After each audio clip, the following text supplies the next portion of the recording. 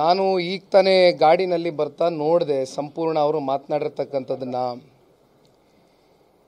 ಅವರ ಹಿರಿತನಕ್ಕೆ ಬಹುಶಃ ಇದು ಶೋಭೆ ತರ್ತಕ್ಕಂಥದ್ದಲ್ಲ ಈ ರೀತಿ ಮಾತುಗಳು. ಏಕೆಂದರೆ ಇವತ್ತು ನಮ್ಮ ತಂದೆಯವರು ಆಪರೇಷನ್ ಆಗಿರ್ತಕ್ಕಂಥದ್ದನ್ನು ನಾವೇನು ಪ್ರೂವ್ ಮಾಡಬೇಕಾಗಿಲ್ಲ. ಇವರಿಗೆ ನಾವೇನು ನಮ್ಮ ತಂದೆಯವ್ರಿಗೆ ಆಪರೇಷನ್ ಆಗಿದೆ ಅದರ ಅನುಕಂಪದ ಆಧಾರದ ಮೇಲೆ ನಮಗೆ ಮತ ನೀಡಿ ಅಂತಕ್ಕಂಥದ್ದು ನಾವು ಕೇಳ್ತಾ ಇಲ್ಲ. ನಮ್ಮ ತಂದೆಯವ್ರಿಗೆ ಆಪರೇಷನ್ ಆಗಿರ್ತಕ್ಕಂಥದ್ದು ಸತ್ಯ ರೀ. 3ನೇ ಬಾರಿ ಹೃದಯದ ಚಿಕಿತ್ಸೆಗೆ ಕುಮಾರಣ್ಣ ಅವ್ರಿಗೆ ವಾಲ್ವ್ ರಿಪ್ಲೇಸ್ಮೆಂಟ್ ಆಗಿದೆ.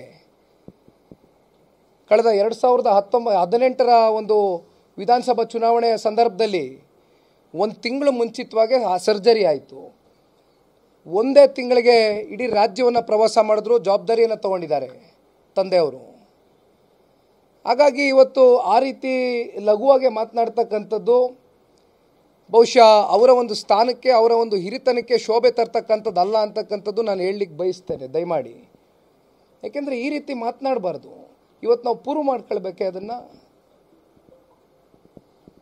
ಇವತ್ತು ನಮಗಿರ್ತಕ್ಕಂಥ ನಮಗೆ ಗೊತ್ತಿದೆ.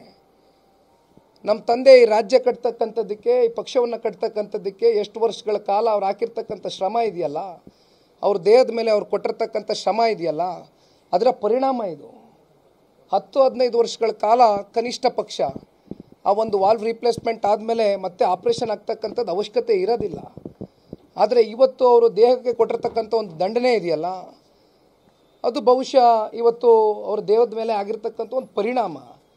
6 ವರ್ಷಕ್ಕೆ ಇವತ್ತು ಮತ್ತೊಮ್ಮೆ 3ನೇ ಬಾರಿ ಹೃದಯದ ಚಿಕಿತ್ಸೆಗೆ ಒಳಗಾಗಿರ್ತಕ್ಕಂಥದ್ದು ನಮಗೆಲ್ಲರಿಗೂ ಭಾಳ ಅತ್ಯಂತ ನೋವಿದೆ. ಇವತ್ತು ಇಂಥ ಸಂದರ್ಭದಲ್ಲಿ ಈ ರೀತಿ ಮಾತನಾಡ್ತಕ್ಕಂಥದ್ದು ಶೋಭೆ ಅಲ್ಲ. ದಯಮಾಡಿ ಮಾತನಾಡಬೇಕಾದ್ರೆ ನಿಮ್ಮ ಒಂದು ಹಿರಿತನಕ್ಕೆ, ನಿಮ್ಮ ಒಂದು ಸ್ಥಾನಕ್ಕೆ ಗೌರವಯುತವಾಗಿ ನಡ್ಕೊಳ್ಳಿ. ಸಮಾಜ ನೋಡ್ತಾ ಇದೆ, ಜಿಲ್ಲೆ ಜನತೆ ನೋಡ್ತಾ ಇದ್ದಾರೆ, ರಾಜ್ಯ ನೋಡ್ತಾ ಇದೆ. ಭಾವನಾತ್ಮಕವಾಗಿ ಕಣ್ಣೀರು ಹಾಕ್ತಾರೆ, ಬೆರಗಾಗಬೇಡಿ ಅಂತ ಹೇಳ್ತಿದ್ದಾರೆ. ಚುನಾವಣೆ ಸಂದರ್ಭದಲ್ಲಿ ಸರ್ ಆರೋಪ ಪ್ರತ್ಯಾರೋಪ ನೋಡಿ ಅಣ್ಣ, ಒಂದು ನಿಮಿಷ ಹೇಳ್ತೀನಿ. ಕುಮಾರಣ್ಣ ಅವರು ಅತ್ಯಂತ ಭಾವನಾತ್ಮಕವಾದಂಥ ಜೀವಿ ಅಂತಕ್ಕಂಥದ್ದು ಇಡೀ ರಾಜ್ಯಕ್ಕೆ ಗೊತ್ತಿರ್ತಕ್ಕಂಥ ವಿಚಾರ.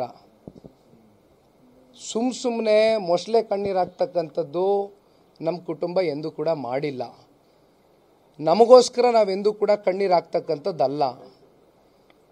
ಈ ರಾಜ್ಯದ ಜನತೆಗೆ ಏನಾದರೂ ಸಂಕಷ್ಟಕ್ಕೆ ಒಳಗಾದಂಥ ಸಂದರ್ಭದಲ್ಲಿ ಸಹಜವಾಗಿ ಕುಮಾರಣ್ಣ ಅವ್ರ ಕಣ್ಣೀರು ಬರುತ್ತೆ. ಇವತ್ತೇನು ನಾವು ಕಣ್ಣೀರು ಹಾಕಿ ಇವತ್ತು ನಾವು ಪ್ರಚಾರ ಗಿಟ್ಟಿಸ್ಕೊಳ್ಬೇಕಾಗಿಲ್ಲಣ್ಣ, ದಯಮಾಡಿ ಪ್ಲೀಸ್.